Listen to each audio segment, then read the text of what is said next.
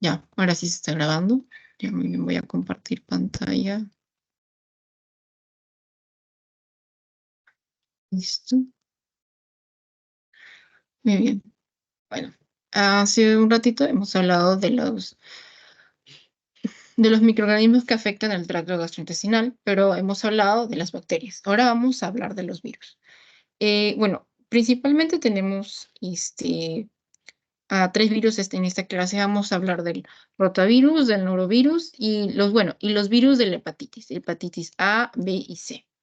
Ahora, la relevancia en cada uno consta en la incidencia y en los grupos a los que afectan. Los virus, como se han visto esta semana, ¿no? Los virus que afectan el tracto gastrointestinal, la población de riesgo principal son los niños y las personas de la tercera edad, así como también a las personas este, que tienen el sistema inmune bajo, o sea, inmunodeficientes, ¿ya? Entonces, primero vamos a hablar ahora del rotavirus. De manera general, el rotavirus es un reovirus ARN segmentado que sobrevive en pHs de 3.5 a 10. ¿Qué esto quiere decir? Que va a tolerar el pH ácido de nuestro estómago. Por esa razón, sobrevive. Tiene una doble cápside icosaédrica, no tiene envoltura y tiene forma de rueda. Vamos acá, ¿no? Ahí ve. Mi puntero. Mm, mi plumita. Listo.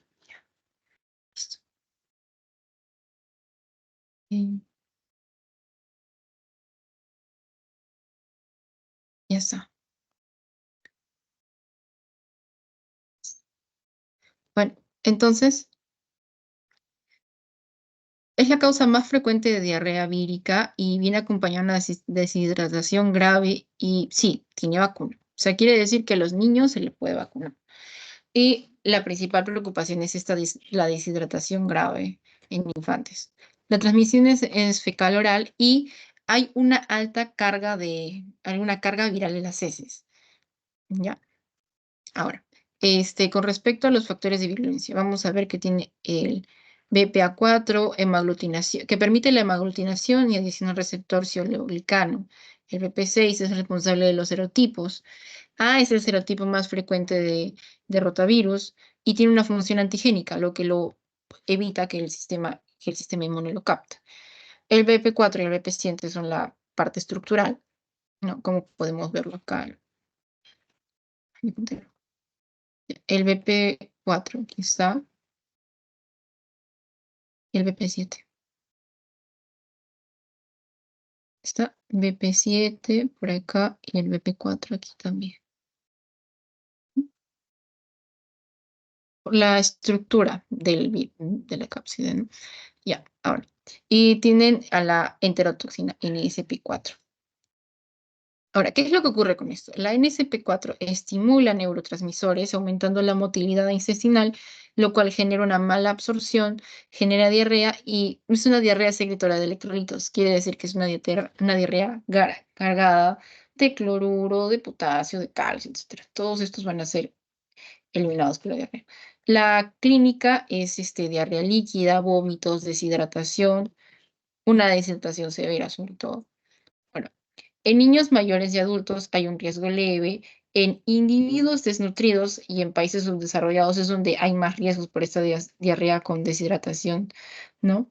Y muerte. La deshidratación conlleva, ya hemos visto con hidroclorura, puede conllevar a un choque hipovolémico. Ya. Ahora, ¿por qué razón hablamos que la ingesta va a permitir una hemaglutinación? Aquí vemos BP4 que permite la hemaglutinación y adiciona el receptor. ¿Qué es lo que ocurre? Al momento de ser ingerido, va a ser transformado en PS4 por acción de las proteasas. Entonces, esto va a ser como un agregado de virus, no como el virus como tal, y esto le va a permitir adentrarse, a ser absorbido en el intestino. ¿Y por quién? Por las células epiteliales cilíndricas. Esto va a formar una inclusión en estas células y va a llegar hacia el citoplasma y las proteínas y el ARN. Esto va a impedir la absorción del agua y va a haber una pérdida de iones y diarrea líquida. Hay una inmunidad posinfecciosa, claro que sí, por eso también hemos desarrollado vacuna, principalmente mediante la inmunoglobulina A, ¿no?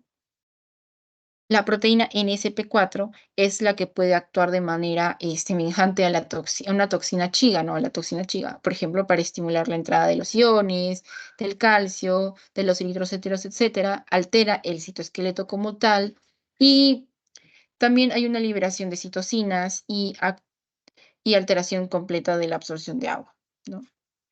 O sea, si vemos en esta gráfica de aquí, como esto sobrevive en diferentes superficies debido a que tolera un pH muy ácido, o sea, mira, de 3,5 a 10, puede sobrevivir tranquilamente en nuestro estómago. Por esa razón pasa a ser absorbido en el intestino, ¿no? Entonces, digamos que aquí vemos más o menos la ruta que toma.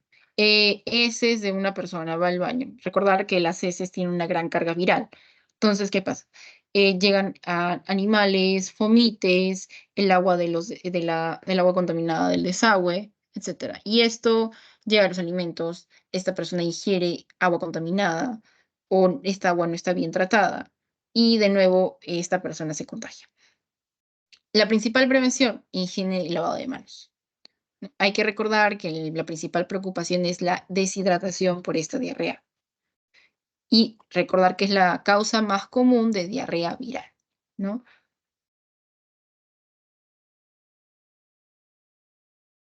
Ahora vamos a hablar del norovirus, ¿sí? El norovirus viene de la familia Calcivirae. Es un ARN positivo, es monocateriano y no tiene cápside. O sea, acá está su estructura, ¿no? Y aquí es muy importante esta proteína, la BPG, ¿ok? Es la causa más frecuente de brotes de gastroenteritis vírica. Brotes. Esta es una diarrea viral con deshidratación. Y esta es la causa principal de brotes de diarrea, gastroenteritis viral, ¿no? No hay una vacuna y no hay inmunidad como tal, o sea, no hay como una manera de prevención, ¿ya? Y esta tiene una particularidad porque se une al antígeno de los grupos sanguíneos ABO, ¿no? Ya, tiene estos factores que son la presencia de los grupos 7, que son 7 grupos infecciosos para humanos. De aquí podemos hablar del G1, G2 y G4. Tiene esta parte que vendría a ser la proteína BP1, que se une al receptor HBGA, y esta es su estructura. Digamos que esta es la como puerta de entrada. El BPG es el promotor para la traducción de proteínas virales, ¿no? Y ahora, ¿qué tenemos acá, por ejemplo? La cápside BP1 más BP2 es la que se adhiere a través de antígenos del grupo sanguíneo del huésped y se internaliza. Y esto hace que se transcriba en el citoplasma del huésped por BPG y se une a genomas y se empaquetan los viriones. Entonces, esta célula se vuelve a cargar de los viriones internamente y después van a ser liberados. O sea, como se ve, la sintomatología es similar a la del rotavirus. Pero, ¿qué pasa? Produce una diarrea de inicio agudo y que después se procede con náuseas, vómitos y espasmos abdominales, especialmente en niños, ¿no? O sea, hay que recordar aquí que la diferencia van a ser espasmos abdominales, mientras que la otra es diarrea, deshidratación y vómitos, ¿ven? Aquí es espasmos, dolor, vómitos, náuseas, ¿no? Aquí no hay heces sanguinolentas, y puede haber fiebre, claro que sí. El periodo de incubación es de 12 a 48 horas y la enfermedad suele remitir en un plazo de 1 a 3 días. No hay muchas complicaciones y puede durar hasta 6 días. O sea, el virus como tal no es muy letal. Sin embargo, hay que tener cuidado por el riesgo de deshidratación. Ya, ahora, con la carga viral y con la persistencia de este virus, este puede tener una resistencia muy alta a la desecación y a los ácidos y puede continuar una persona después de haberse pasado el tiempo de infección de los 6 días, puede haber, se puede continuar eliminando durante hasta 4 semanas el virus. O sea, uno puede seguir mediante sus heces, seguir excretando viriones y estas van a seguir contagiando y contaminando el ambiente. ¿No? Y aquí, como podemos, mencionó que tiene una alta resistencia a detergentes de secación. Vamos a ver que también tolera muy bien la variación de las temperaturas, el daño UV y los detergentes. O sea, si no está cubierto, no pasa nada, pero si está, ahí, ¿no? Ahora vamos a hablar de los virus de la hepatitis. Bueno, en algún momento habremos hablado, lo habremos mencionado, ¿no? Pero esta tabla es de una manera resumen de lo que son. ¿Por qué? Porque en realidad son relevantes, es muy importante el estudio de estos. Vamos a ver, bueno, esta la saqué del libro del Murray, ¿no? Vamos a ver que hay una clasificación de hepatitis A, B, C, D y E, ¿no? Pero nosotros nos vamos a centrar en la hepatitis A y C. Son las más comunes, las más frecuentes y también las que tienen por ejemplo, B y C, hay que recordar esto. Si a mí me dicen, es un paciente que lleva varios años en tratamiento eh, y tiende a tener, y tiene cirrosis hepática, eh, no, tiene cirrosis, sí, tiene cirrosis, entonces yo puedo pensar, ahí vamos a ir pensando en que tiene hepatitis B y hepatitis C, ¿ok? ¿Por qué? Porque la A es una infección de curso agudo y no es tan grave. Las graves son la B y la C. La A es la más leve. Vamos a ver que tienen se les denomina también infecciosa a la A, B como suero y C como no A, no B, postransfusión. ¿Por qué? Por cómo se transmiten, ¿no? Ahora, ¿cuál es la diferencia? A es un picornavirus con cápside ARN positivo, B es un hepapnavirus con envoltura ADN y C es un flavovirus con envoltura y es ARN positivo. Ahora, ¿cuál es la transmisión? Aquí está la diferencia. La hepatitis A es principalmente fecal oral, mientras que el resto, la B y la C, es parenteral y sexual. En este caso, bueno, vía sanguínea, ¿no? La C también. Ahí está. Y ahora, ¿cómo es el inicio del contagio? Vamos, el inicio de la sintomatología es brusco. B y D va a ser de curso insidioso. ¿Qué decimos con brusco? Que en cuestión de días va a verse la manifestación clínica. En cuestión de horas o días vamos a empezar a ver cómo tenemos las manifestaciones clínicas. En cambio, insidioso es que toma bastante tiempo, un largo periodo más de, puede ser semanas, en las que se manifiesten la clínica, ¿no? Y aquí justamente vemos eso en el periodo de incubación, en días. Mientras que la hepatitis A puede ser de 15 a 50 días, la B y la C pueden ser más de 100 días. Miren, B es 45 a 100 días y C es de 14 a 180. Y como les mencioné, hay una gravedad. La A es leve, se da tratamiento, se maneja y el paciente está tranquilo, ¿no? En cambio, B puede haber un porcentaje de pacientes que se curen y hay otro porcentaje que llega a conllevar cronicidad y hay daño, ¿no? Hay daño hepático. Y esto puede afectar tanto a adultos como a niños. En los niños y lactantes, sobre todo, ¿no? Y hay que recordar por qué. Porque hay contagio parenteral. De madre a hijo también. En la C también. Habitualmente es subclínico y hay una cronicidad del 70%. ¿Cuál es la diferencia entre B y C? Que en B un 30% de los pacientes pueden llegar a ser crónicos, pero en C, más de la mitad de los pacientes son crónicos. Hay que tener eso en cuenta también. Está bien. Sí, ya. Ah, ay, me ve la cámara. Perdón, me voy a acomodar un momento. Bien. Ya. Y acá también vemos la tasa de mortalidad, el estado del portador y otras enfermedades asociadas y el diagnóstico del laboratorio, que también es importante para nosotros. Porque normalmente la hepatitis A se hace el diagnóstico con sintomatología y se va a ver la presencia de inmunoglobulina M anti-VHA. Esto es importante. Esto sí, les van a preguntar sí o sí. Les van a preguntar, y esto ya queda para toda la vida, la verdad. Mm, Ya, está. Ay, no, también, aquí está. Si me dice que yo quiero identificar, quiero hacer pruebas de laboratorio, entonces, ¿qué inmunoglobulina tengo que encontrar para decir, este paciente tiene hepatitis A? Ahí está. Inmunoglobulina M anti-VHA. Esta es la que te dice si tiene hepatitis A o no el paciente. Ahora, si me dice que tiene hepatitis B, entonces vamos a tomar en cuenta síntomas y aquí sí va a haber una variación en la presencia de los anticuerpos, ¿no? Anticuerpo BCAG, BEAG, inmunoglobulina M, disculpen el atolondramiento de mi lengua, es inmunoglobulina M y anti-HBC, etcétera, ¿no? Y lo mismo pasa con C. En C se hace una prueba de ELISA, anti-HC, también pruebas genómicas. Así que tomar en cuenta la sintomatología, ¿no? Y hay que recordar que B y C producen cirrosis, ¿no? Y carcinoma hepatocelular primario, ¿no? Y bueno, acá también como para resaltar más, de nuevo, picornavirus es el A, hepapnavirus es B y flabilidad es C.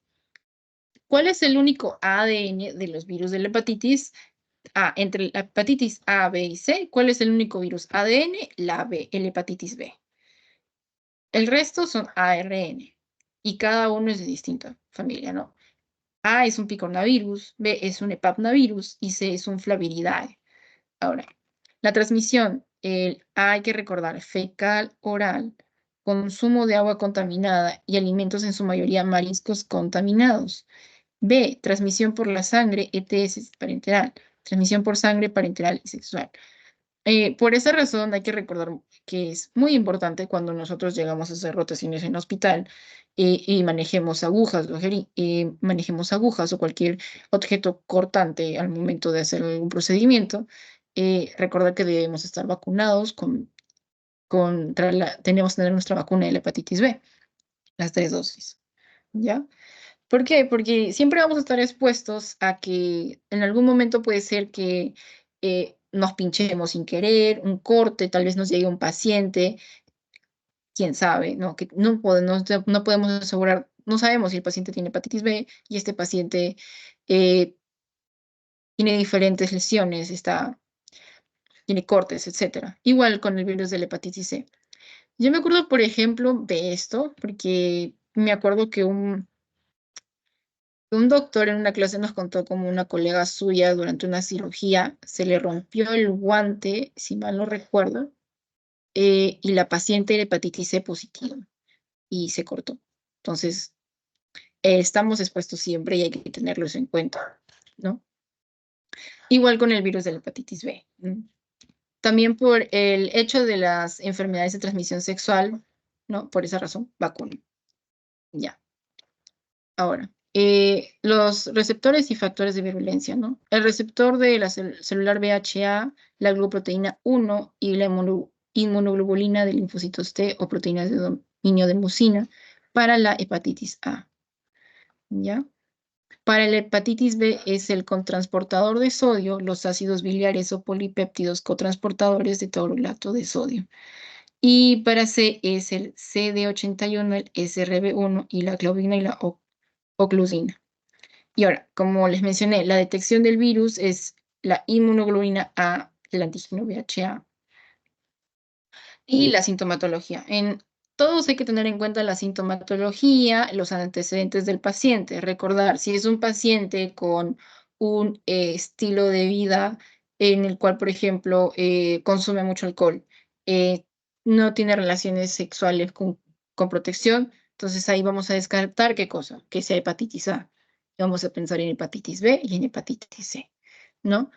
Y ahora hay que ver en estos dos puntos qué tengo que hacer. O sea, el paciente me parece que tiene hepatitis B y hepatitis C. ¿Y qué es lo que hago? Bueno, procedo a los exámenes de laboratorio y identifico cuál de ellos me tiene, por ejemplo, antígenos tales, ¿no? Y ahí es donde hacemos el descarte, ¿no? Hasta acá todo claro. Chicas, ¿están entendiendo?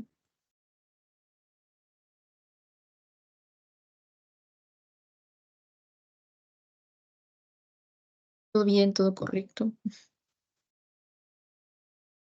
Vamos a ver el chat.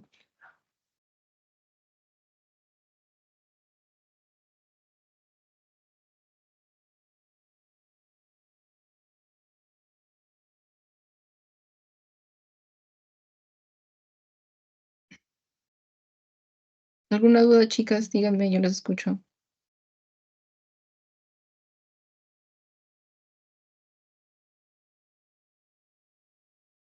Ya, también. Ya. ¿Todo bien, Jenny? Y Solange, ¿me dices?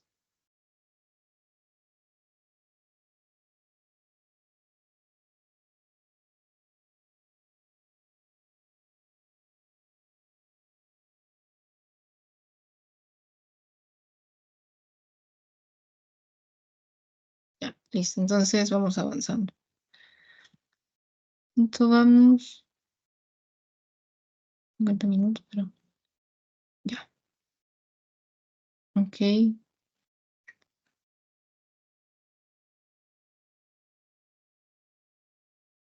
ya, listo.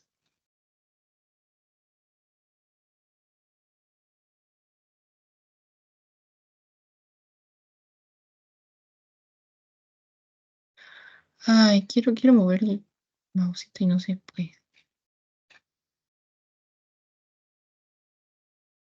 Ya, bueno, más,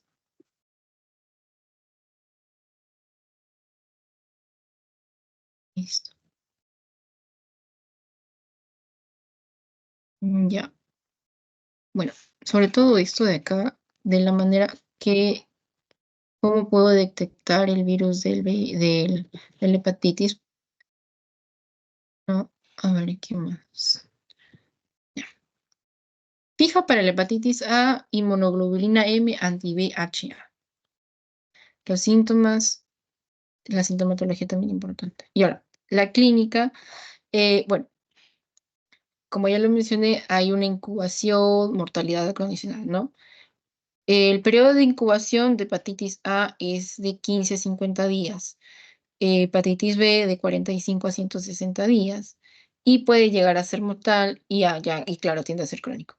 De C va a ser de 14 a 180 días. Hay una incubación, puede llegar a ser mortal también y crónica. Y es la causa más frecuente de cirrosis. O sea, aquí el paciente va a tener una cirrosis sí o sí. Ahora, ¿cómo es la clínica? El virus de la hepatitis A tiene un comienzo agudo, no hay secuelas, es inicio brusco. Los síntomas se ven luego de 15 a 50 días y se intensifican durante un periodo de 4 días, antes de una fase ictérica, y puede durar hasta 2 meses. ¿La fase ictérica qué es? Vamos a ver. Fiebre, no, esta es antes de la fase ictérica. Vamos a ver fiebre, astenia, náuseas, pérdida de apetito, vómitos y dolor abdominal, ¿no? Y aquí todo lo ve y dice, bueno, no parece hepatitis, ¿no? Hasta que vemos al paciente que tiene la fase ictérica y es donde entra en ictericia, bilirrubina, bilirrubinuria, que es orina oscura, heces pálidas y dolor abdominal. ¿Qué es el cuadro de la ictericia? O sea, si te dice que tiene como antecedente, hace varios días tiene fiebre, tiene náuseas, tiene pérdida de apetito, pero aparte, y ahora ha empezado a tener coloración amarilla, a ictericia, a bilirrubinuria, la orina es de color oscuro, es muy oscura, y las heces se tornan pálidas y hay dolor abdominal. Vamos a ver ahí un cuadro de hepatitis, ¿ya? De hepatitis A. Ahora, para la B, vamos a ver que hay un seguimiento serológico, ya que hay riesgos de cronicidad. Por esa razón hay que tener en cuenta que vamos a tener la HBsAg, ¿ok? Ahora, hay carcinoma hepatocelular primario y cirrosis como consecuencia de hepatitis B, tanto para hepatitis C. Pero ¿cómo es el cuadro agudo de hepatitis B? Vamos a ver ictericia, orina oscura, malestar, anorexia, náuseas y escalofríos. La parte crónica es cuando hay una destrucción continua del hígado, va a haber cirrosis y insuficiencia hepática. Y ya después, como consecuencia de esto, vamos a ver el carcinoma hepatocelular primario. ¿Ya? Ahora, con respecto al virus de la hepatitis C, la cronicidad hay que recordarla, el 70% de los pacientes. Si nos consultan, ¿qué tan es probable que un paciente sea crónico teniendo hepatitis C? En un 70%. Hay carcinoma hepatocelular, suele ser asintomática. La C no suele ser una manifestación, no tener manifestaciones como la A o la B. Y hay una infección persistente, hay hepatitis crónica, insuficiencia hepática, cirrosis y carcinoma hepatocelular. O sea, por ingesta de alimentos contaminados, etcétera, centro de monosina. Ahora, para diferenciar serológicamente hablando B y C, todas estas pruebas de aquí. La serología es importante. Si me dicen que al paciente le voy a hacer una prueba ELISA anti-VHC de frente, hepatitis C, voy a pensar que estoy hablando de hepatitis C. Si me dicen que el paciente tiene relaciones sexuales sin protección, etcétera, hay que recordar, puede ser hepatitis B y hepatitis, ¿no?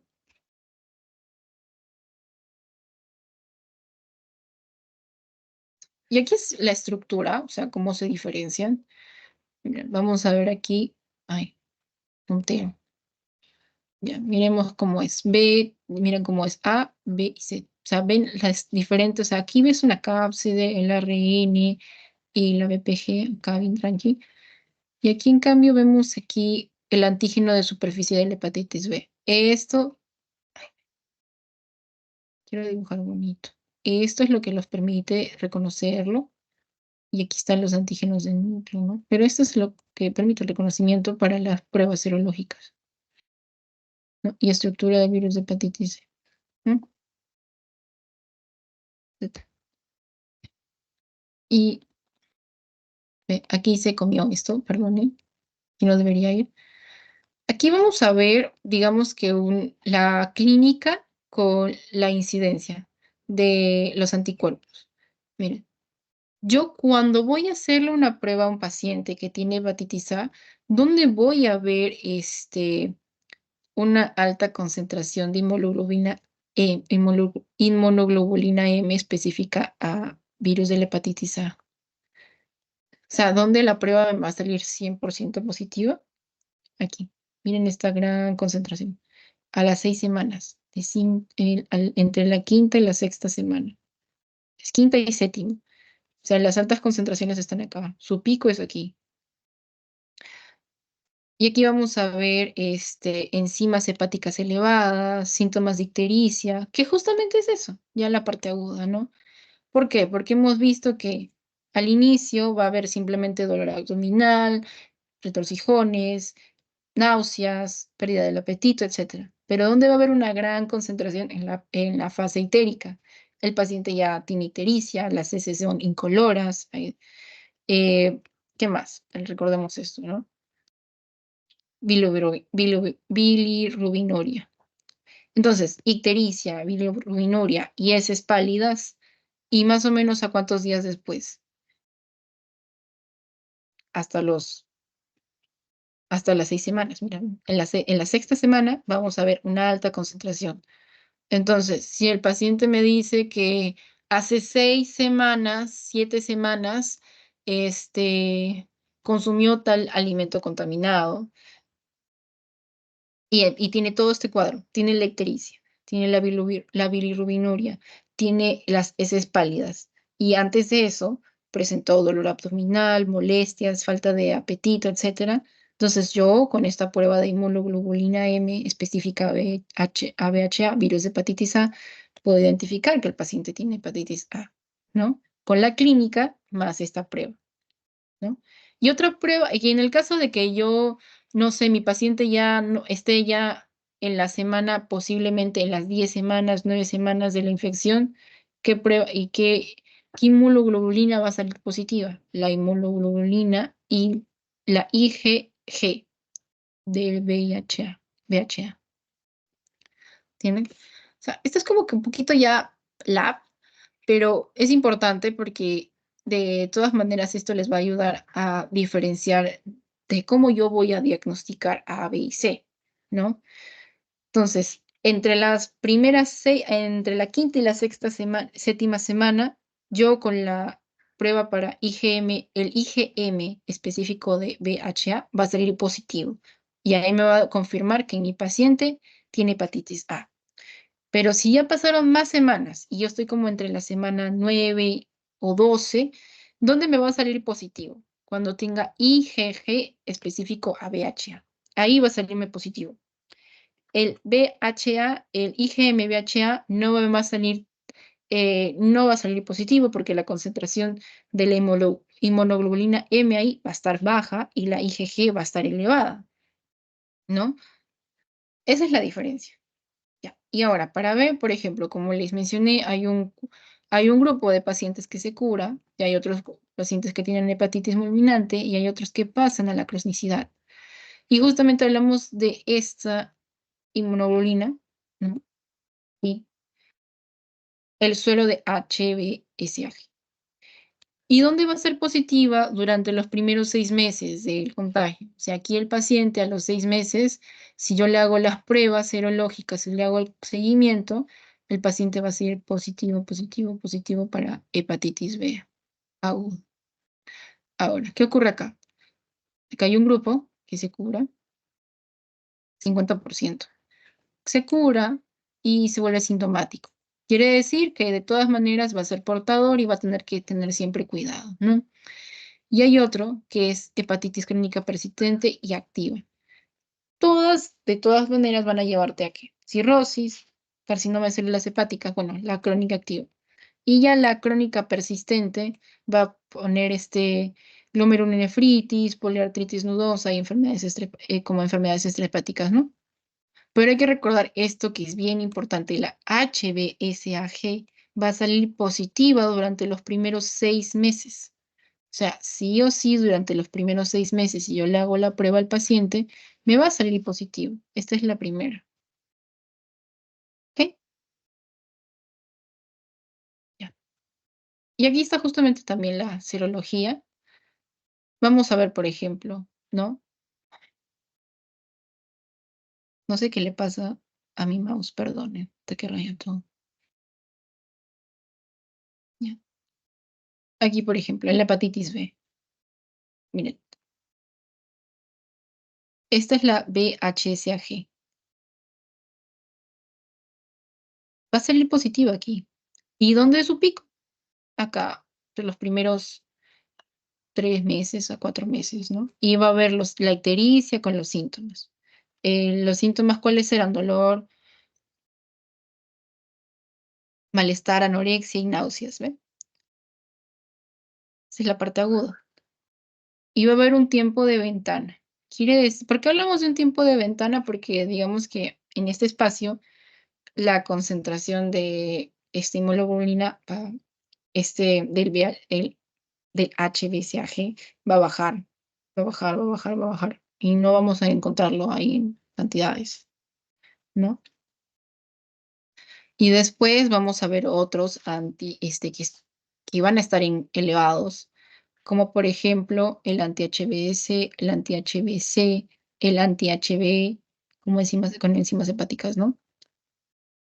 Pero ¿quién nos va a permitir hacer el diagnóstico de manera oportuna en los primeros meses? El HbSAg. ¿Perfecto? Y después seguíamos a ver, digamos que el tiempo tras exposición ya posterior, ¿no? Miren cómo va decayendo, ¿no? Y la diseminación del virus. Quien se va a elevar durante los años, después ya digamos 1 año, 2 años, 3 años, el anti-HBC. ¿Ve? Durante los primeros meses recién se empieza a elevar, pero obviamente con el paso del tiempo va a mantenerse constante. Entonces, si yo quiero hacer un diagnóstico oportuno, yo me voy a HbSAg. Esa es la primera.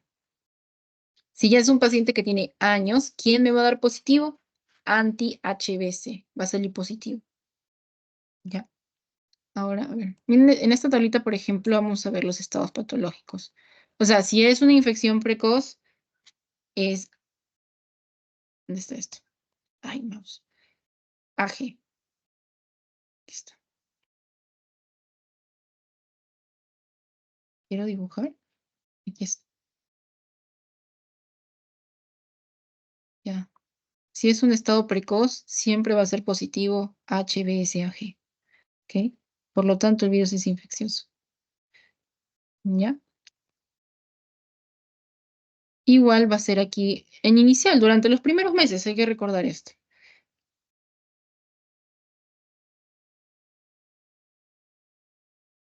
va a ser positivo, ¿no? Pero el HBC, HBE, HBS no van a ser positivos hasta que tengamos una fase eh, ardía o aguda. Miren, o sea, acá hay que prestar atención a la tablita, ¿no? Como indicadores. ¿Quién me va a ser siempre positivo? HBsAg. Concentración. Pero yo quiero diferenciar si es algo crónico, si el paciente tiene más tiempo. Entonces, aplico la anti-HBC, como hemos visto acá, que se mantiene en grandes concentraciones cuando pasan los años, ¿no? Y si quiero aún reafirmarlo más, eh, puedo probar la HBeAg, ¿no? Pero hay que tener ojito HBsAg como positivo para indicarnos que estoy en un estadio inicial o agudo de hepatitis B.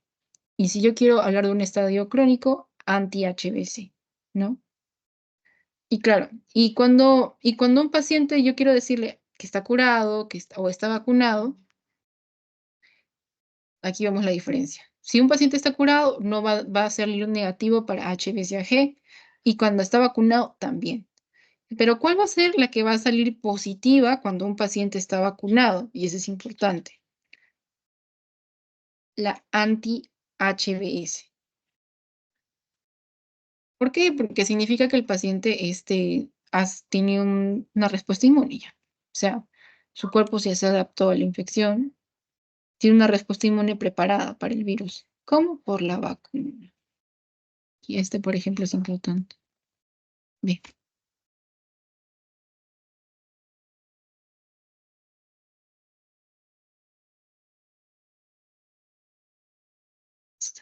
¿Quién es la que da positivo en pacientes tanto curados como vacunados?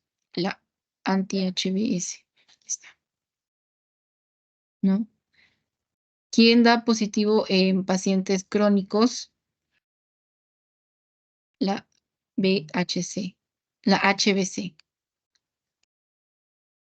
O sea, esta tablita, agárrenla y tómenla y pueden colorearla y resaltar. Por ejemplo, le hacen su leyenda abajo, ¿no?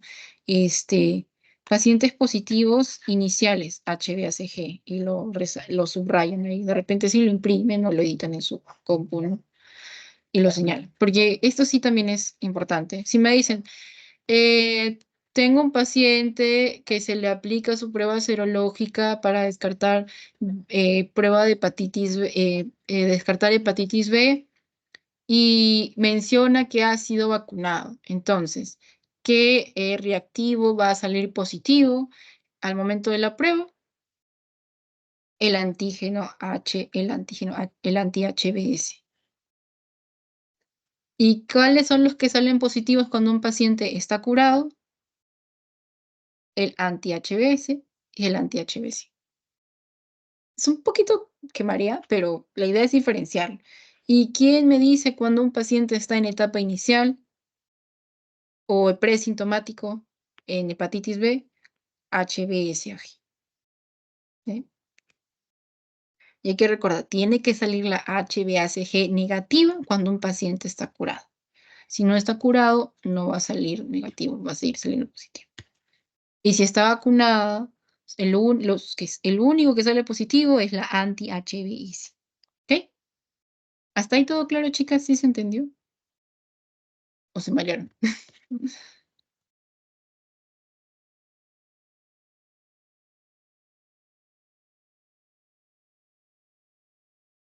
¿Aló? ¿Alguien en el chat?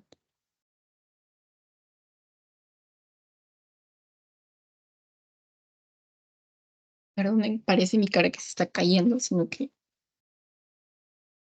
estoy como en una silla que se mueve un poquito. ¿Alguna duda, chicas? ¿Una pregunta? ¿Todo claro hasta ahora?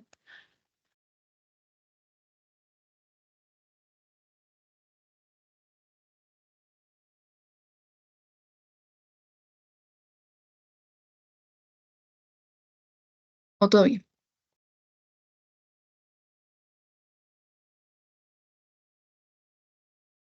Jenny, Solange, ¿todo bien? Todo, están teniendo todo claro, ¿no? Sí, todo bien. Ah, ya. Chévere. Ya, listo. Ya. Y bueno, ahora vamos a hablar también de la hepatitis C, ¿no? Como ya les mencioné, no, como ya les mencioné, ¿no? Hay un cuadro agudo y hay un grupo de pacientes que sí se curan y eliminan el virus, 15%. Un 15% pasa a ser cirrosis de inicio rápido y el 70%, que es la gran cantidad de los pacientes, tiene una infección persistente. O sea, hay que tener mucha, pero mucha suerte de estar entre el otro 30%. Ahora, ¿qué ocurre? Que esto suele ser asintomático y no hay manifestación clínica como tal, hasta que llegamos a la hepatitis crónica, donde vamos a ver esta hepatitis crónica con qué, cirrosis, insuficiencia hepática y carcinoma hepatocelular. O sea, de todo eso, generalmente no va a haber síntomas hasta que, pum, el paciente te llega de emergencias y está con una cirrosis avanzada, y puede decir, no sé por qué tengo cirrosis, no tengo tengo un estilo de vida sana y etcétera. Puede ser así, como también que pueda ser una persona que tenga alcoholismo, ¿no? Y una vida muy desorganizada, ¿no? ¿Qué más? Y bueno, vamos a ver entonces también los tratamientos antivirales y los combinados para hepatitis C, ¿no? Declaxavir, cimeprivir, subosfolvir, etcétera, ¿no? ¿Dónde está? Ya. Y bueno, y como recordamos, el que nos permite identificar el diagnóstico para hepatitis C, la prueba ELISA con anti-VHC, ¿no? Y las pruebas genómicas. La prueba ELISA anti-VHC. Sí o sí, si te hablan de diagnóstico para hepatitis C, ELISA anti-VHC. Y ya. Bueno, y eso sería todo, chicas, por la clase de hoy. Ya. Si tienen alguna duda o consulta, todo claro.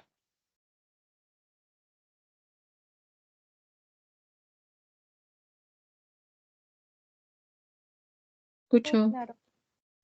Ah, ya. Chévere. Entonces, a ver, dejar de compartir pantalla. Listo. Ya. Este, más bien, ahí va. Si ya resolvieron el pretest, todo está correcto, ¿no? ¿El pre, ay, el prete es de ahorita de esta clase o de la clase pasada? De semana 8, el de la clase de ahorita. Todavía no. En mi Ahí caso está el todavía. link al chat, cualquier cosa. Sí, ¿no? Creo que respondió. Ah, ya. No te preocupes, anda resolviendo y ahorita paso el post-test también, ¿ya?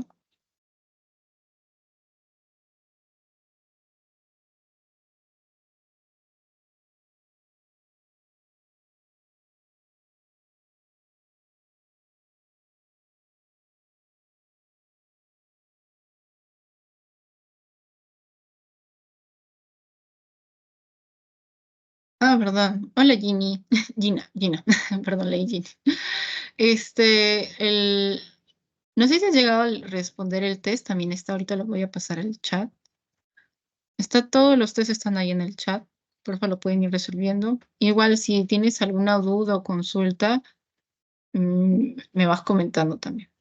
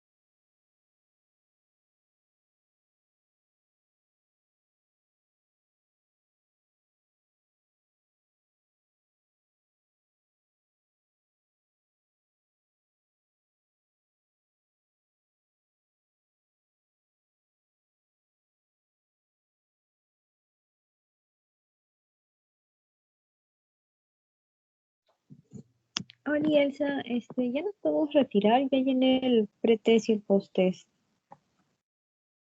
Ah, ya listo, sí. Si ya llenaron los test, ya pueden retirarse normal, chicas. Si tienen alguna duda, igual me avisan. O todo bien. No todo normal, pero de repente cuando lea alguna cosa en el Murray probablemente tenga alguna duda. Te puedo escribir normal, ¿no? Sí, me avisan normal. Ay, ya, ok, gracias. Ya. Bye. Bye bye.